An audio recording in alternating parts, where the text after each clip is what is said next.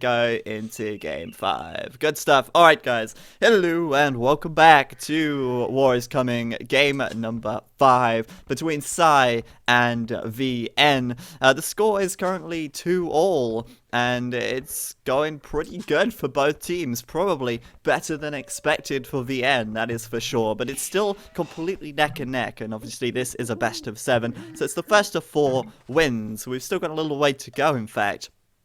Game number 5, however, is going to be on Hills, and Hills is a pretty good map, actually, and one that we've not seen so far. So we'll quickly introduce the players, and then we'll have a look in depth at the map and what it's all about. My god, it is cold right now. I am almost shivering.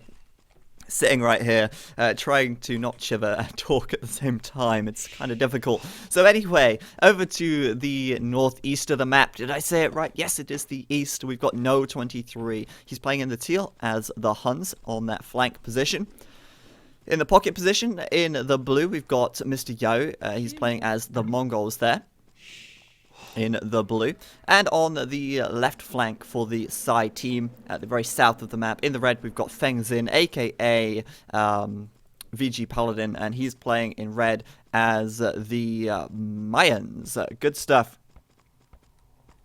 So, that's Team Psy. I'm trying not to look at the chat too much because it's going to distract me. The melons are just too real right now. But anyway, over on the other side of the map, for VN at the north, we have got VN Dark Knight. He's playing in the green as the Mayans, and he is looking pretty good so far this series of games. Last game, his performance wasn't great on the water, but his performance on the land is always pretty admirable. In the pocket position, we've got VN the Moonite, which I still think is Milo, but I don't know for sure. He's playing as the Mongols there. And in the the south flank, in the purple, we've got Robert Stinson in playing as the Huns, on that flank. So we've actually got Mayans Mongols again, which is what we saw in the deathmatch, and then we've got Huns as well. I think that's the same for both teams, right? Just going to double check that. Yes, it is. It's completely mirrored over there. But the map is Hills, and this is a map that we've not seen too much of before. It's a little bit like Acropolis, but probably not as good, because Acropolis has land that you cannot build on in the Forgotten. But unfortunately, this isn't the Forgotten, and so we are left with scrubby terrains that you can build on, which kind of is a shame, because this is effectively like Acropolis. You've got the little hills that each player starts on, and then you've got all standard resources, and then very little wood. After you've taken the wood on your hill, then you are forced down to the outer edges of the map, where you take the little clumps that are on the edges, and also where the extra gold piles and the extra stone piles are as well. It does seem to me like the stone and the gold is fairly sparse, actually. The gold piles are only 2 big, so it's not like there's a lot of gold on this map, and that means that trading is going to be really quite valuable much earlier on.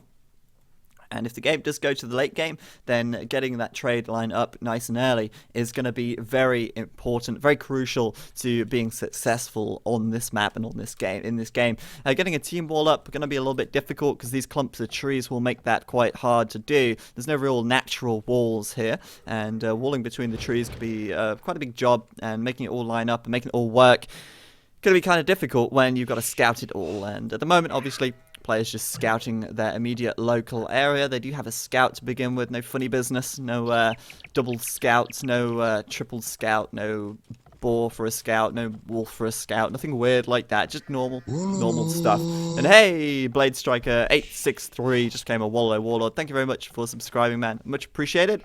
And you are now officially the best new subscriber, as I'm sure everybody in the chat has told you, because that's what happens. People become a subscriber, and then they become the best subscriber. It's like a rite of passage. Unfortunately, for No 23, though, losing a villager there pretty early. Dark Knight sacrificing his Eagle Scout there, his Eagle Warrior. What a valiant deed that was, sniping one of those villagers that does not have Loom. Able to take that down, and even though No 23 brought his Scout over, he lost a villager, and that's obviously going to throw him off a little bit. He's actually putting up a stable. That's not a stable, that's a barracks. He's putting up a barracks right now because he wants to drush this by the looks of things. And I think drushing is going to be a really very viable strategy, actually. Especially when we've got the Mongols involved. We could see a really fast feudal though, because the Mongols is, well, for Mr. Yo, the Mongol in the pocket, could see a fast feudal and scouts just to support the flanks. Even in a 3v3 that could be viable, simply because the map is so open. On the left side, we're seeing a drush from Feng Xin, and on the right side, we're seeing No 23 with a drush as well. In fact, Mr. Yo is doing just that. Up to feudal here on 19 population, not messing around, taking those 2 boar, taking the deer, making full advantage of the Mongol hunt bonus, and he's going to be bringing those scouts out really quickly, so that's going to be awesome. And the other Mongol player in the pocket seems to be doing... I was going to say the same, but he's not. No, he's actually 21 population, slightly behind actually there in pop, and 22 population now, continuing to build villages and going up for a fast castle build. So we've got some really very distinct strategies going on so far this game. Obviously VN here opting for a more standard style build with the pocket player doing a fast castle, and Sai doing a double drush on both sides, with the pocket player doing a feudal rush. So it's going to be really important for Sai here to do damage early on, otherwise they could be caught out very quickly once Moonite Milo gets up to the castle age. So we'll see what happens there. On the right side, Dark Knight, it seems like he's going straight up to the feudal age here. A little slow in doing so, and in fact we've got 4 militia coming over from No 23. He's trying to wall himself up, so No 23 going to be getting over there with his militia pretty quickly and looking to do some damage, which is going to be kind of difficult, to be honest with you. AdGold90 just donated $5. Thank you very much, man. May the melons be ever in your favor. Please donate 5 melons for Zach. Well, I can only assume then that a melon costs $1, right? But anyway, thank you very much. Honestly, I don't even know what happened. Just suddenly melons. That's literally the summary of what happened just then. I was looking at the chat and it was fine. The next minute I looked, everybody was talking about melons. Now everybody has a green nickname and we have a new religion. Just, it's amazing how these things happen. Official melanism right now. So, double drush going on in the south of the map.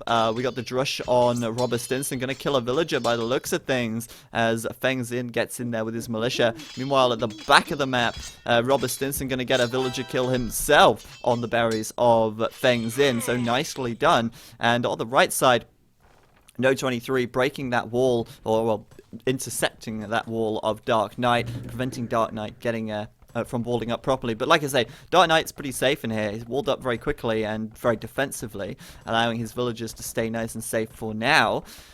Those guys could go to the back and find a fully walled lumber camp. They could go to the left side and find a fully, well, they'd have to walk through the town center to get there. Meanwhile, Dark Knight sticking up 2 archery ranges, going to go for some quick archers here, and it makes sense. The mines are good for archers, but I still think a drush would work better. Mr. Yo, though, really catching Moonite off guard here. Obviously a quick wall coming up, that's expected, but those scouts getting in there, 4 of them coming, 5 of them even going across right now, plus 2 attack already due to the fact that they are feudal and they get that attack upgrade for free. But Moonite playing very defensive, quickly walling up, and this is what I was saying earlier on. Mr. Yo and Sai, they need to do damage quickly, otherwise they're in a little bit of trouble. In this situation, wow, I honestly thought that wasn't walled up then.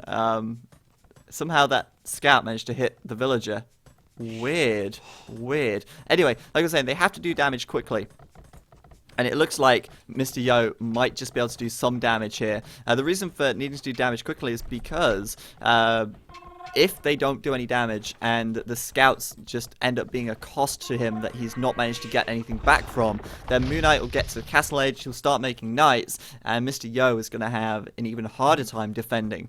It's easier to defend from scouts than it is to defend from knights, and if those scouts cannot do the damage now, then they are effectively wasted resources, and that's going to slow his castle time down even more. On this right side though, No 23, what a legend, sticking up a forward watchtower, building a archery range in the back of Dark Knight's base, upgrading to man-at-arms, and basically forcing these villagers away from gold. Dark Knight now has no access to gold. And that's pretty nasty considering he's making archers here. And if he switches to skirmishers, he's going to have a bad time. Man-at-Arms are going to be able to very quickly deal with that. Mr. Yo going to send over his scouts, and 5 scout cavalry here. Going to deal with those archers, no problem whatsoever. Could even get a couple of villager kills as well. So this is fantastic play by No23. Mr. Yo coming over here to coordinate an attack as well. And they're going to break down these walls. Of course, Dark Knight going to try and quick wall behind it, but he can't. The wall is blocked, and he gave it a good shot, but my goodness me, he's not going to make that work out too well, is he? Oh, going to sacrifice the villager for the greater good. Guardy Angel, thank you very much for subscribing and becoming a Warlord. Much appreciated. You are very awesome, and thank you very much for the support. Best new subscriber once again. We always have a best new subscriber. I love it. It's fantastic. So yeah, Dark Knight really forced into a very defensive position. These forward villagers getting nice and aggressive. The tower here though likely to go up, and No23 is going to have to go back with his villagers there, but he's done so much damage already, and he's in a really nice position. He is Xing.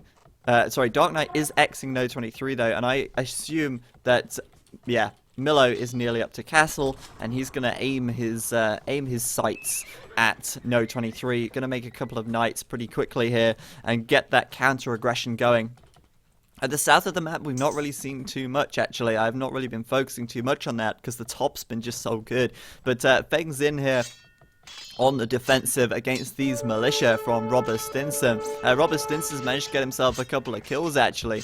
And having a quick look at things here, Robert Stinson with a second archery range going up, and he's on the way up to the castle age. Obviously, Drushfast Castle here. Feng's in, still feudal, looking to go up to the castle age after this villager, but is not able to complete his archery range yet. This Drush has been so good from Robert Stinson that he's delayed that archery range for quite some time. Castle age for Feng's in. It's on 2%, and for Robert Stinson, it's on 50 right now. So that's quite a big difference there, really significant, and that's going to put Robert Stinson ahead. Now, this really high aggression from No23 does come at a cost. Now, he's kind of basically trying to strike a balance here. He has to do enough aggression to put Dark Knight behind, but not do so much aggression that he himself is left wide open to attack. And at the moment, he is wide open to attack. It's worrying, actually, because there's nothing here. No walls, no defenses at all. Moon Knight's now castle, and we've got knights coming out. Now, I don't know where he's going to go with those knights, but judging by the fact that Dark Knight was Xing No23, it would only lead to the assumption that he's going to go over there right now. Not to mention the fact Robert Stinson as well in the south is already up as well. We're going to see cavalry archers coming out from him, I believe. So yeah, more knights on the way out, and at the moment, going to go and deal with No23's feudal army, actually. Dark Knight going to be Xing that instead. And honestly, these men-at-arms are so great at bringing down buildings. I absolutely love them. But a couple of knights over there should be enough, to be honest with you. These archers have got fletching, but the men-at-arms aren't too great. And these knights obviously just superior in many ways. I want to keep an eye out at the south, though. Castle Age for Robert Stinson now, and the archery range are bringing out those cavalry archers. He didn't make any archers, no point. By the time he got up to the Castle Age, he wouldn't have had many archers anyway. It would have just been a little bit of a waste, in my opinion. But there you go, Moon Knight coming in with his 2 knights. That wolf coming along for the ride as well. But he should be able to very quickly make very short work of these men-at-arms and such. Good micro as well, actually. Using this knight to basically run them in circles, and then using the other knight to do the damage. Not bad at all. That knight's going to get focused down, actually. And, I mean, all of these guys are pretty weak right now. This knight should be able to win that fight. They really should. But deal with the wolf first, man. That wolf is putting in way too much damage. Moving the weak knight out of the way. Lowering the health on all these units slowly but surely. And although not many have gone down yet, they will fall very quickly. Oh, man. The knight just, like, what's it doing? Just attack. Just attack. And the wolf, though. The wolf going to get a couple of kills. Or maybe. We'll see. Nah, the wolf's not going to get a couple of kills. The wolf got 1 kill. But hey, that knight, I don't know. He should have been able to win that, in my opinion. He spent too long just kind of messing around, not attacking, I feel. I don't know. He could have done more. But hey, Mr. Yo up to the Castle Age now. He wasn't too far behind, considering that he did quite a few scouts in the feudal age, and he's actually up to 3 TCs, which puts him ahead of Moon Knight, surprisingly, and I would not have expected that in the slightest, but there you go. Mr. Yo is Mr. Yo, and somehow he just made a miracle happen. He was slower up to the castle age, yet he's now ahead, and he's only got 4 population less than Moon Knight. Someone explain how that works, please, because I just don't know. Anyway, Feng Xin looking pretty aggressive on this front side. He's got to be careful, though, because cavalry archers are stronger than crossbows, quite considerably stronger once Bloodlines is completed. But Robert Stinson does not have a stable yet, so he really needs to get a stable in Bloodlines soon. Mr. Yo heading over this side as well now with his knights, and it looks like the aggression is coming from the Psy team at the moment, more than anyone else. Now, No23, we want to see what he's up to. He's on the way up to the castle age. That's good. He's 25% up. He's got his walls up now as well, and he had enough time bought for him, simply because of this attack at the back of Dark Knight. Now, if Moon Knight had gone straight to No23, he would have done a lot of eco damage, but he didn't. He helped over at Dark Knight's base, and he couldn't spare too many knights either, which is kind of a shame. So No23 is safe and sound, and he's going to be fine now, going up to the castle age, bringing up a couple of archery ranges for some cavalry archers of his own. Dark Knight, however, must have been put behind quite a bit. He's still feudal, in fact, and he's only clicking up to castle in just a second, right about now, in fact, quite considerably slower. But overall, his population is still higher than No23's, so he's just got to hold on, bide his time a little bit, keep his villagers safe, and keep his army out of trouble until he can get the upgrades and start fighting back in the Castle Age. Robert Stinson sitting on his hill. Robert Stinson pushing Yo and Feng Xin away. Not too bad, not too bad. So far, this side team seem to have this nice advantage, and it could still all change because Moon Knight bringing in some knights right now, and Robert Stinson has the advantage on this left side against Feng Xin. So I'm just waiting to see these guys group up and push out together. Obviously, no real siege coming in at the moment, and that's definitely going to be needed if they're going to do some serious attacks. Feng Xin just getting up his 3rd TC, and the 3rd TC just going up for Robert Stinson as well. So the 3rd TCs are pretty close, but actually there we go. Robert Stinson with the good old siege workshop. You gotta love it. And we might see a Mangonel coming out fairly soon from him. Good raiding here, though. A couple of villagers going to go down. And he's done really good eco-harassment to Feng Xin all the game, actually. His Drush was fantastic. And now even his cavalry archers putting out some serious damage as well. And whoa, hello. Wallalo. Anon, just donated $55. Thank you very much. Whoever you are out there, thank you for your generosity. It's very much appreciated, and absolutely out of nowhere, but thank you so much, man. Did not expect, and whoever you are, own up, because you're awesome. Thank you so much. So yeah, up at the north of the map, Dark Knight has the superior army. This is what I was talking about earlier, but he's not got the upgrades yet because he is sitting still in the feudal age. The castle age is 99, 100%. There we go. And now he can get that crossbow upgrade, and in fact, the elite skirmisher upgrade first. Why? Why would he do the elite skirmisher upgrade first? He's got more archers. I don't know, but hey, he's doing elite skirmisher anyway, and he can afford the crossbow upgrade. In just a sec. Now he can. Do it now. Do it now. Do it. You can do it. No, he's not doing it. Why not? It's so strange to me. I don't understand that. Why would he opt to do bodkin arrow before crossbow? It does not make any sense. The bodkin arrow upgrade is more expensive, and it upgrades your units less than the crossbow upgrade does. The crossbow upgrade is cheaper, and it does more. It doesn't just give you an attack and range, it gives you an attack and range and health. So I don't know why he didn't do crossbow sooner, but hey, I guess it doesn't matter in the end because he will have all of the upgrades done by the time he pushes out. But even still, I think it would have been beneficial for him to consider that one. So Dark Knight trying to get some revenge now, some serious revenge, and Robert Stinson raiding party going into Mr. Yo's base. Mr. Yo quickly getting inside of his TC. That castle there on the front slowed down slightly, but it's been scouted out. It should be nice and safe. Moon Knight, meanwhile, breaking into Feng Xin's base. This guy's not caught a break all game, and although No23 had a great start, his population is dwindling. He's down to 61, which is the same as Dark Knight now, and Dark Knight is coming in. Is there a hole? Is there a hole? If there's one thing I've learned, there is always a hole. And it is up to Dark Knight to find it. He's looking. He is looking. Can he get through here? No, there's no hole there. Unfortunately, looks like No 23 is able to build walls properly, but still. Not bad, not bad.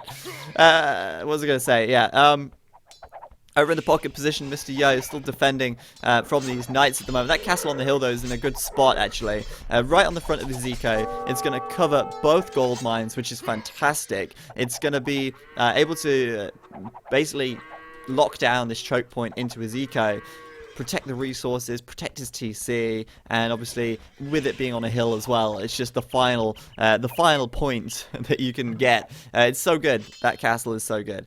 On the left side, Robert Stinson's still doing great though. Things in 28 military, quite a lot of crossbows out for him, but they're against cavalry archers, and the upgrades are in favor of the cavalry archers here.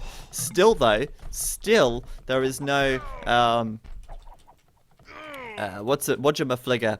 You know what I'm looking for here? Bloodlines. He's still only got 50 health instead of 70. So he's not got double the health of the crossbow, which they normally would have. Meaning that he does not quite have so much longevity. Now, it doesn't matter so much at the moment because these crossbows can one-shot the cavalry archers anyway. But it would have been better for him to get that upgrade earlier on. Still, good onager shot. Mangonel's shot landing there right into that army, and suddenly Robert Stinson can take an advantage there if he wants it. At the back, No 23 looking for some villager kills on Moon Knight. And honestly, this game is looking fairly close at the moment now.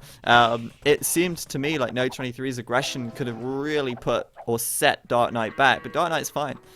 He's pulling right back into it, and Moon Knight now defending with a Mangonel. Not lost too many villagers, just a single villager being lost so far. And trying to land that Mangonel shot in there. Dark Knight going to try and intercept these crossbows. Of course, he's going to do just that. And he has got the elite skirms mixed in there as well, so should be able to do good damage. No ballistics though, so most of those arrows just missing, unfortunately. No university for him just yet. Did get a castle up though to help defend, and now he can start getting some plumed archers out as well. This game, like I said, is actually going really, really evenly so far. Sai currently have the score lead, but I bet it's not by too much. Yeah, there's like 100 points in it at the moment. Really nicely played by both teams. Very back and forth. And Robert Stinson now trying to make a push in. The Mangonels here, though, could really start to turn things around. We got a siege workshop up for Feng's Inn. We got another forward siege workshop for Robert Stinson, and more on the way. Feng's Inn, though, still raiding Robert Stinson's eco, looking to do some more eco damage there as Moon Knight comes in with his knights to try and clean these guys up. But yeah, the Mangonels are really going to start making quite a considerable difference, and Robert Stinson now finally getting Bloodlines as well. That's what we want to see. Bloodlines is just going to give these guys so much more tankability, if that's even a word, against these crossbows. And there you go, just cleaning up really nicely. Double the health, a little bit of extra attack damage as well, and I guess countered or balanced by the fact that they don't have quite so much range, but it doesn't matter too much because they are just a beast of a unit when they are so cheap for the Huns as well. They get cheaper in the Imperial Age as well, don't forget. So cavalry archers looking really good, and the better Mangonel shots coming out of Robert Stinson as well at the moment. But Mr. Yo just made it up to the Imperial Age, Yo, and conscription coming out. He's got a couple of castles up nice and early, and he's going to be looking for those Mangonai to support his teammates. He's got a few out pretty quickly early on here. +2 attack and range. That's Bodkin arrow done. +1 defense, and he's just going to get, well, he's trying to get Feng's Inn to open the wall, but Feng's Inn, there we go. Now he's done it, finally. Feng's Inn's trying to put up a castle here in defense, and we're going to bring the Mangonai in. The Mangonai here, superior to the cavalry archers. Same attack, same range, but more health, and they do fire faster as well due to the fact that they are the Mongols, and the Mongols are just awesome. The cavalry archer fire speed is insane when they get fully upgraded. So the Mongol Mangonai there looking to, well, help to clean up. We've got a Mangonel adding some additional firepower, and the Mangonai are not upgrading to elite just yet. But I don't think it's going to take Yo too long. Obviously, his economy is fairly fragile because he did go up to the Imperial Age. But it's not that fragile. But it's, you know, when you're building up your eco, you're sinking all of your resources back into your economy. It's like you're investing it, you're reinvesting your resources into your economy. as soon as you hit your villager cap, like your 125, 130 villagers, even more sometimes, it still takes a little while for you to get that nice surplus of resource to start hammering all those researches home. So although Mr. Yo is quite quick to imp, he's not getting the upgrades yet because he simply just cannot afford them still. He's still a little bit shaky from getting that upgrade done. So it's still not too much of a problem for the VN guys, but it will be a problem very soon if they don't fight back, they don't counter it. So Moonite is, let's see, on the way up to Imp right now. He's at 65%. He's getting out some Mangadai of his own, trying to prepare himself, get himself ready, but he is lacking the upgrades. Of course, +4 defense for Yo already, +3 attack and range as well. Moonite here, just +1 attack and range. That's it, just fletching. So this is a really nice pushback by Sai. Of course, Feng Xin and Mr. Yo working together here to push this one all the way back to Robert Stinson's base. We got some plumed archers coming out as well for good measure. And those mangonels are going to make very short work of pretty much everything that stands in their way. 40 attack damage, it's not enough to one-shot a cavalry archer, but it is enough to do some serious damage and really weaken them in the long run. So Robert Stinson losing quite a large section of his economy on the front. This TC about to come under fire as well. And Moonite now just hitting the Imperial Age. His Mangonai taking a big Mangonel shot there. Of course, the Mangonai going to be able to take down those Mangonels pretty quickly if they manage to get a couple of shots off. But so far, Robert Stinson looks like he's in trouble. The Imperial Age for Moonite is now done, but there's just not enough production there. A lot of his farms seem to be idle as well, and not looking great. On the right side, No 23 just reached Imperial. And that's an Imperial Age Huns with 5, 6 stables there, and they're calling GG already. VN just calling it right there. And that's the second game now in a row where they've called GG quite fast, quite early on, just 37 minutes in, and Mr. Yo's dominance in that game really shone through. Obviously, in the early stages, that feudal aggression with the scouts, it didn't really do too much damage. It was well thought out, and it did have a potential to do good damage, but he managed to get himself up to the Imperial Age faster still than Moonite. He managed to boom faster. He still managed to keep up, even after being in the feudal age for much longer than the Moonite was. And he managed to basically just get that Elite Mangadai upgrade as fast as possible. 37 minutes really is very good to have fully upgraded Mangadai, well, nearly fully upgraded Mangadai. And Robert Stinson here was just wide open, could not defend. And bear in mind as well that on the right side, No 23 was up to the Imperial Age. We were going to see some Cavalier coming out from him very soon, and that would have just been the final nail in the coffin for Robert Stinson, or even Moonite, if they decided to go and raid his eco. So, well played by Sai, and they're actually going to get another point on the board, making it 3-2. And, gotta say, good series of games so far, and good old Sai managing to get another point on the board.